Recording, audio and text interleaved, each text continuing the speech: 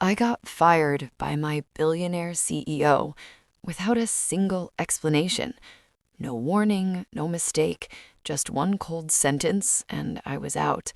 4 years of loyalty, gone in less than a minute. I thought that was the worst part, losing my job, my stability, her. But I was wrong. Because 2 nights later, at 2:07 in the morning, someone started knocking on my door. Not gently, not patiently, desperately. I almost didn't open it. I should have listened to that instinct. Because when I did, there she was, Catherine Waldorf, my ex-boss, the woman who fired me, like I meant nothing, standing in front of my door, drunk, shaking, completely broken. And the way she looked at me, it wasn't power, it wasn't control. It was something I had never seen before, something dangerous. Because that was the moment I realized she didn't fire me because I failed. She fired me because she couldn't handle what she felt. And letting her inside that night, that was the biggest mistake I ever made. The knock came at exactly 2:17 a.m. Sharp, urgent, not the kind you ignore. It echoed through my apartment like something was wrong. I froze halfway to the door, my heart already racing, like some part of me knew. No one shows up at that hour unless something is wrong, or someone is broken. For a second, I almost didn't open it. I should have listened to that instinct, because the moment I did, everything stopped. Catherine Waldorf, my former boss, CEO, millionaire, untouchable, and completely undone. Her perfect composure, the one she wore like armor, was gone. Her hair, usually flawless, had fallen loose in soft, careless strands. Her eyes, glossy, unfocused, but fixed on mine with an intensity that made my chest tighten, like I was the only place she had left to go. "Emily," she whispered. My name barely made it past her lips, fragile, almost painful. And in that moment, she didn't look powerful. She looked lost. I should have closed the door. God, I should have. But I didn't. She barely made it 2 steps inside before her body gave in. I caught her just in time, my hands gripping her arms as her weight fell against me. For a second, we were too close, too familiar, and that's when I felt it. Not just the alcohol, her hands trembling, not slightly, not subtly, shaking, really shaking. My breath caught. This woman, the one who had looked me in the eyes and fired me without hesitation, was falling apart in my arms. "Hey, easy," I murmured, softer now, guiding her carefully toward the couch. She let me, didn't argue, didn't resist. That alone felt wrong. I lowered her down, and she let out a quiet laugh, but there was no humor in it, just something cracked, empty. "You always do that," she whispered. I frowned. "Do what?" Her eyes lifted to mine, heavy, vulnerable in a way I'd never seen before. "Take care of me." A pause. "Even when I don't deserve it." She could barely keep her eyes open now. Up close, the cracks were impossible to ignore. "Hey," I said softly, crouching in front of her. "You can't stay like this." She frowned slightly, like she was trying to focus on my voice and failing. "Come on," I murmured, more gently this time. "Let me help you." For a second, I thought she might resist. She didn't. That was new.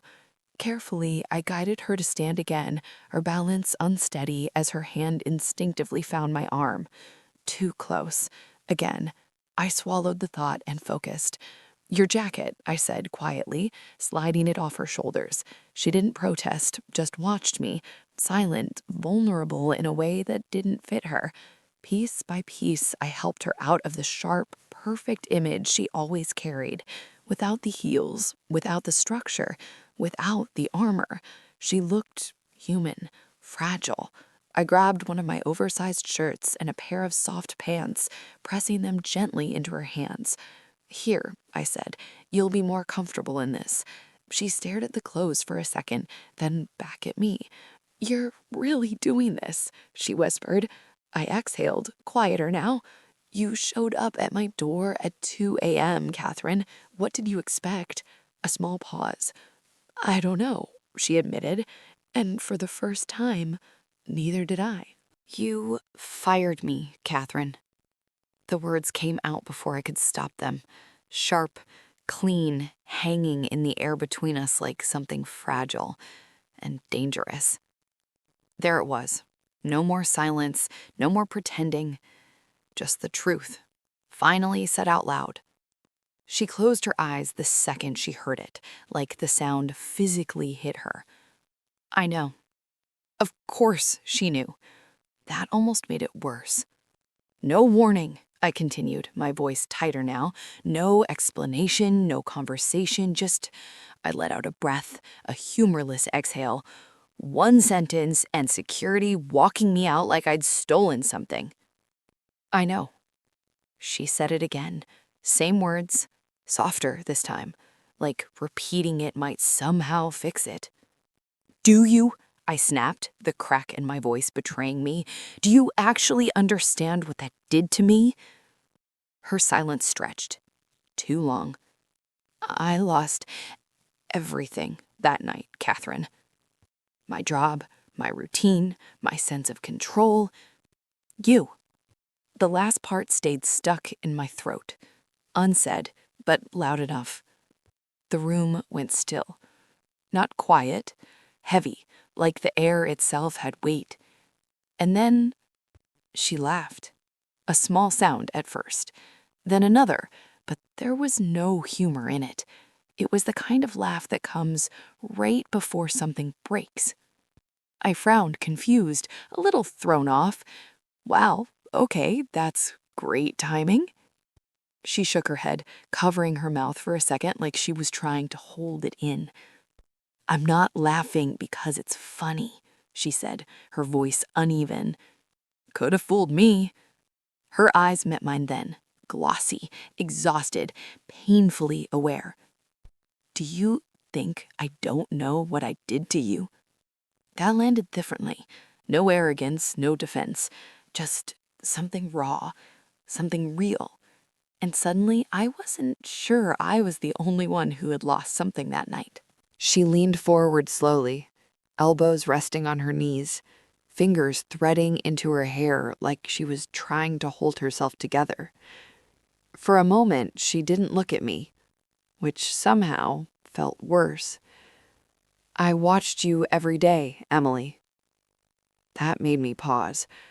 Of all the things she could have said, that wasn't even close to what I expected. My brows pulled together. What does that even mean? Her jaw tightened slightly, like she was choosing her words more carefully than she ever had before. "At work," she continued, quieter now. "Meetings, hallways, even when you didn't notice." She let out a small breath, almost a tired smile. "The way people reacted to you, it was effortless. You'd walk into a room and suddenly everything felt lighter." I blinked, caught off guard. "That's not," I started, but she didn't let me finish.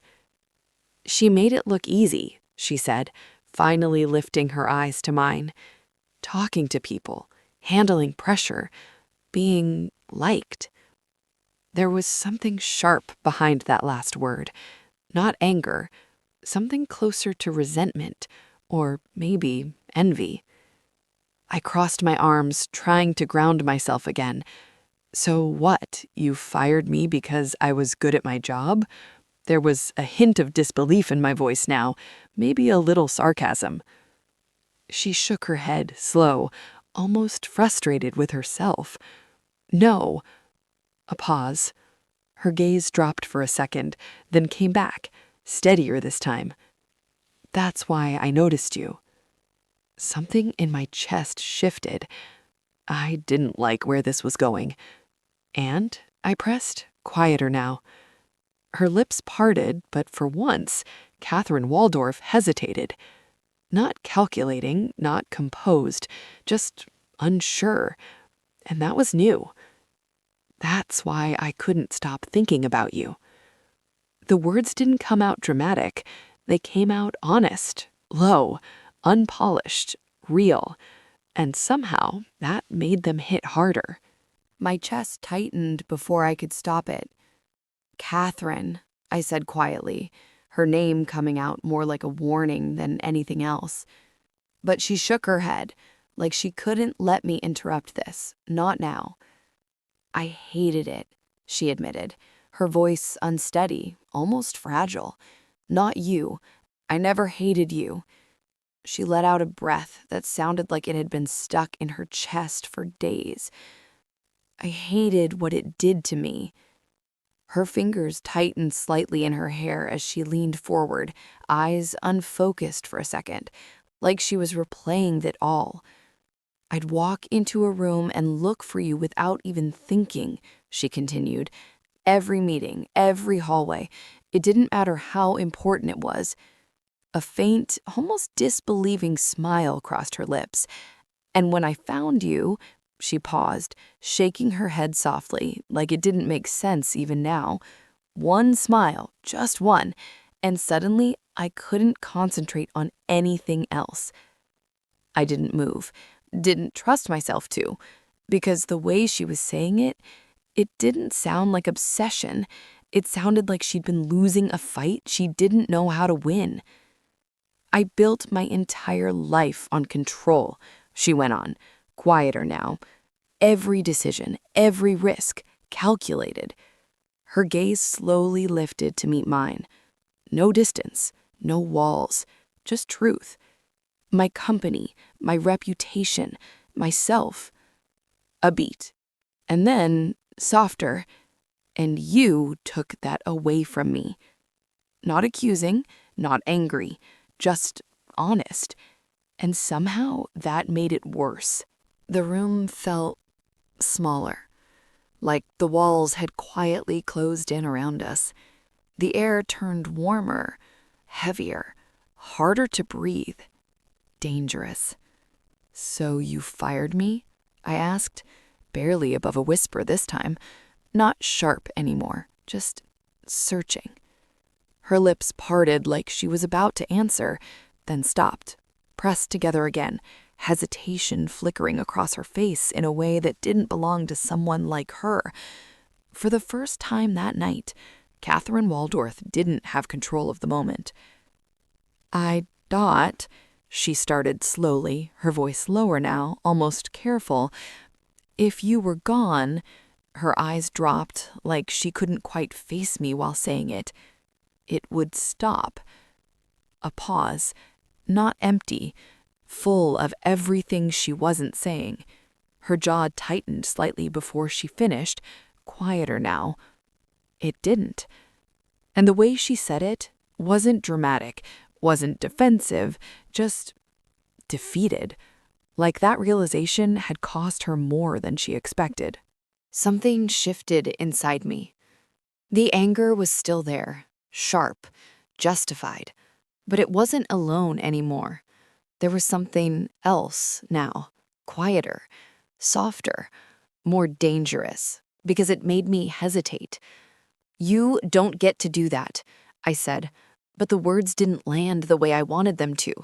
They came out uneven, like I was trying to hold on to something that was already slipping. You don't get to turn my life upside down just because you couldn't deal with how you felt. She didn't argue, didn't defend herself, didn't do any of the things I expected from her. Instead, she nodded, slowly. I know, she whispered, and this time, she broke. The tears came without warning, spilling over before she could stop them. She turned her face slightly, like she hated the idea of me seeing her like that, but it was too late. Catherine Waldorf didn't cry, except now she was.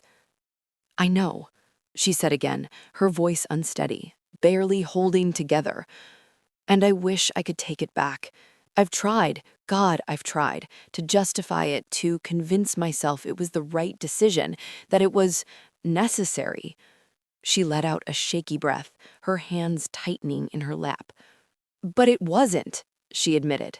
It was selfish, it was weak, and it hurt you. A pause.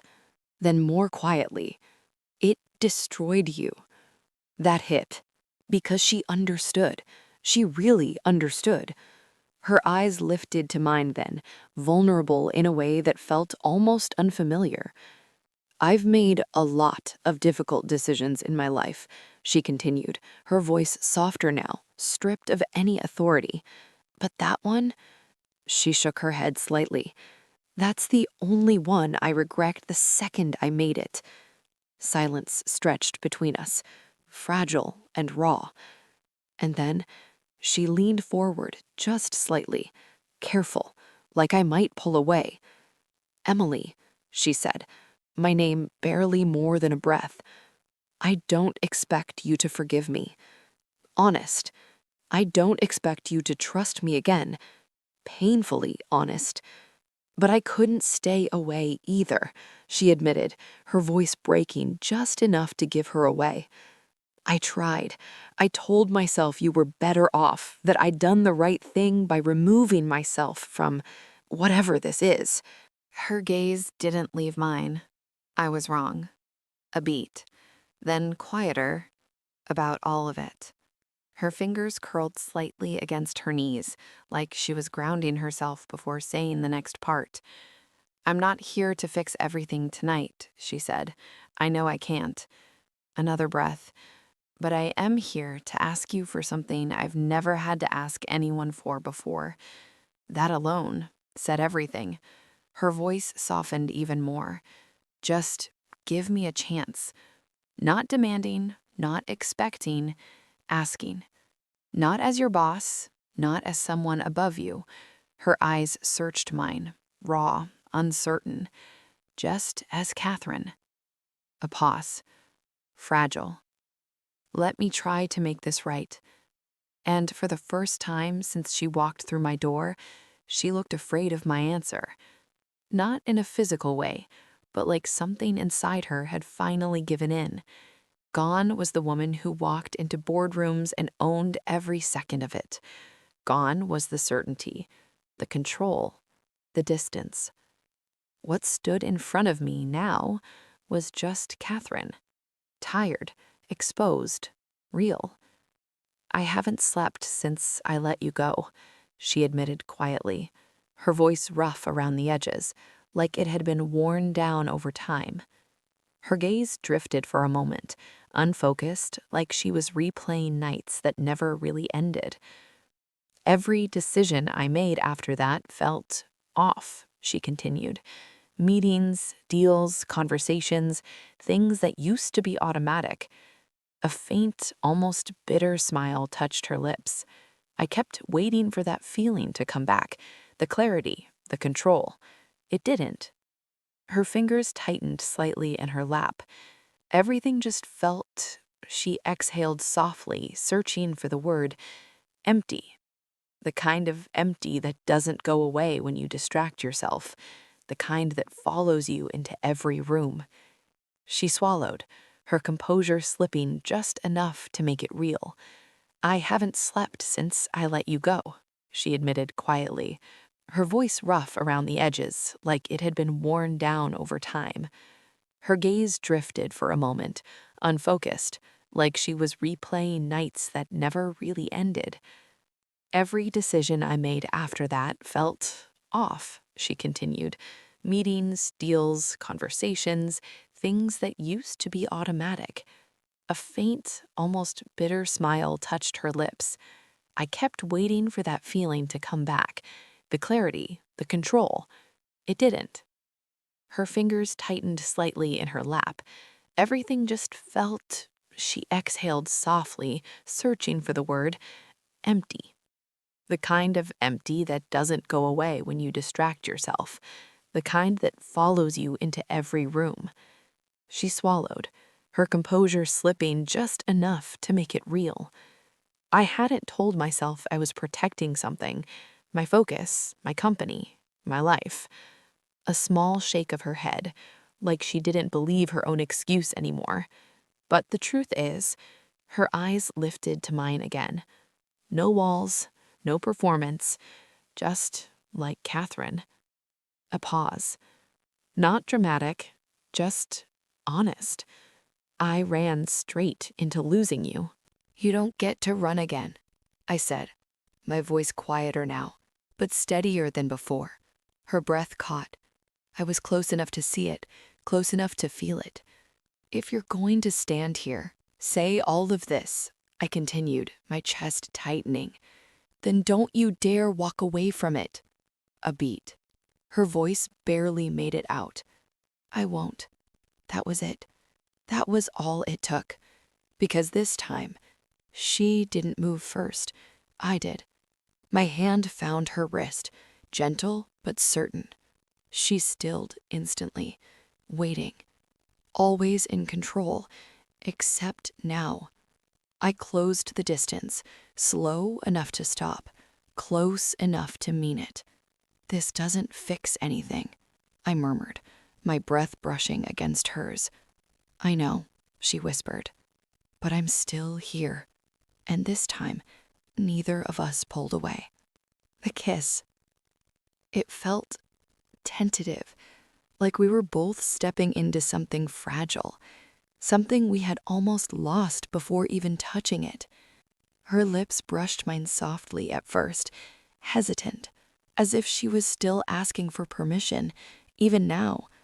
I felt her breath, warm and uneven, mixing with mine, and then, just for a second, I tasted it, the faint sweetness of wine still lingering on her lips. Subtle, unexpected, real. It made everything feel closer, more intimate. My fingers tightened slightly against her, grounding myself in the moment as the kiss deepened, still gentle, still careful, but no longer uncertain. Like we had both stopped pretending. There was no urgency, no rush to take more than what was being given, just presence. Her hand found mine, slow and unsure at first, until our fingers fit together like they had been waiting to, and something inside of me softened completely, because this wasn't about desire. It was about finally letting something happen that had been building for far too long. When we pulled back, it was barely a distance at all. Our foreheads almost touching, her breath still warm against my lips. It was like neither of us trusted the moment enough to let it go. Like if we moved too fast, it might disappear. Her forehead rested gently against mine, her breath finally starting to steady. And for the first time since she showed up at my door, she wasn't trembling anymore. I didn't think you'd open the door, she admitted softly. A small, tired smile touched my lips. I almost didn't.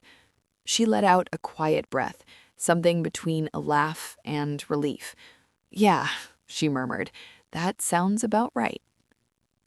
Silence settled between us again, but this time it wasn't heavy. It wasn't painful. It was calm. You're staying, I said after a moment. Not a question. She hesitated, just slightly. Old habits. Only if you want me to. I exhaled, shaking my head a little. You don't get to ask that after everything you just said. A small pause, then softer. Stay. Something in her expression shifted again. Not relief, not quite happiness, something deeper, like she finally allowed herself to believe it. Okay, she whispered. I handed her the blanket, watching as she settled into the couch. No elegance, no perfection this time. Just human. Just Catherine. I turned off the main light, leaving only the soft glow from the lamp in the corner. The apartment felt different now. Quieter. Warmer. Like something had finally eased. Emily, she called softly. I paused, turning back. Yeah? She looked at me for a moment, like she was about to say something more, something bigger, but instead she just said, "Thank you for opening the door." I held her gaze for a second, then gave a small nod. "Don't make me regret it." A hint of a smile. "Not planning to." I disappeared into my room, but I didn't close the door completely, just enough. And as I lay there, staring at the ceiling, I realized something. She didn't just show up at my door that night. She showed up with the truth, with no control, no distance, no version of herself to hide behind. And somehow, that mattered more than everything she had done wrong. Because for the first time since she walked into my life, Catherine Waldorf wasn't untouchable. She was just someone who chose to stay. For the first time since she left, I let her.